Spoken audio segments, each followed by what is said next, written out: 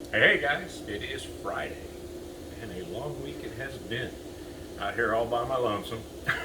My boys are all out this week. Been working on Danny's truck. I got basically all the repairs finished. It's all prepped for paint.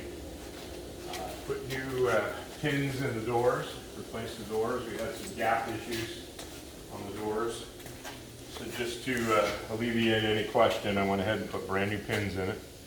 So they were a couple of them were pretty well stuck, had to be drilled out, but we got all new pins in it.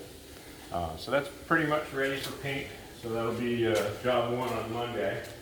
We did finish up the hood. That's all completely repaired now, and we'll get that painted.